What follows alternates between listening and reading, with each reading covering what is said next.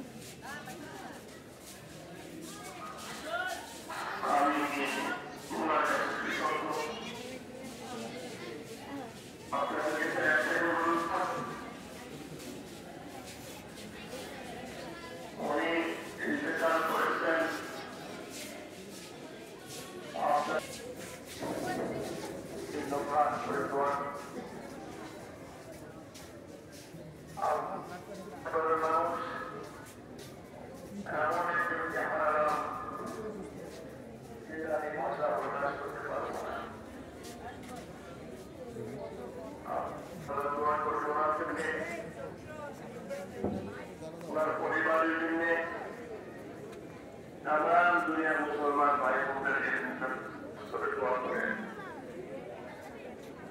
আপনাদেরকে অনেক ধন্যবাদ। আসসালামু আলাইকুম ওয়া রাহমাতুল্লাহি ওয়া বারাকাতুহু।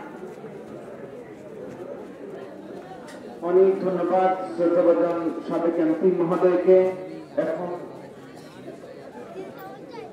মাওলানা দাউদকান্দির প্রখ্যাত আলেম দ্বীন মাওলানা আব্দুল কাইয়ুম সাহেবকে বক্তব্য রাখার জন্য অনুরোধ করছি। 1 মিনিট।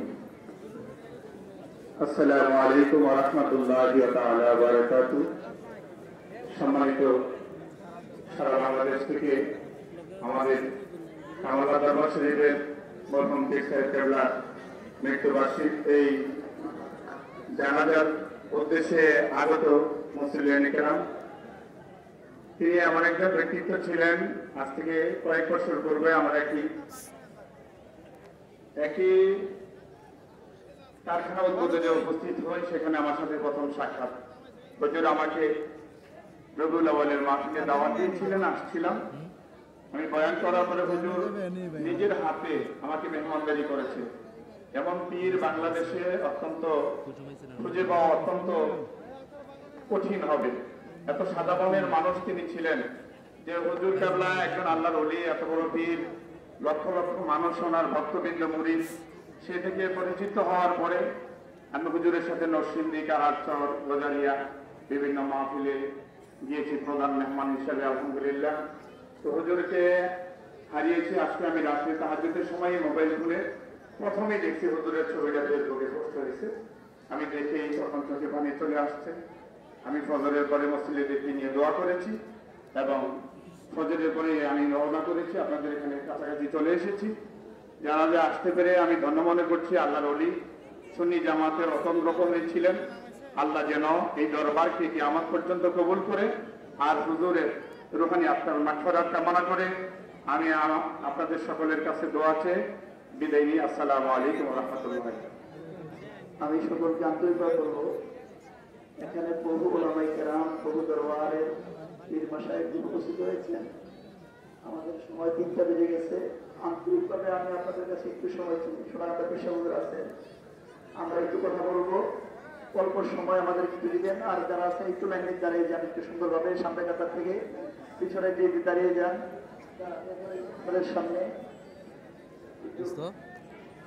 পরবর্তী দরবারের দায়িত্ব পালন করা এবং কুলখানির অনুষ্ঠান করা, তারপরে মদিনার জামাতের আমির নিয়োজিত করা, এই গুরুত্বপূর্ণ কতগুলি বিষয় আমরা সিদ্ধান্তে উপনীত হয়েছি।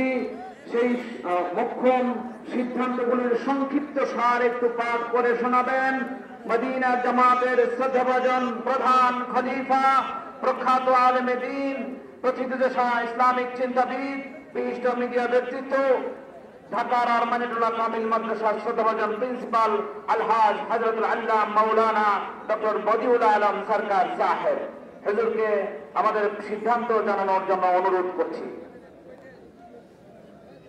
السلام عليكم ورحمة الله وبركاته. الحمد لله والصلاة والسلام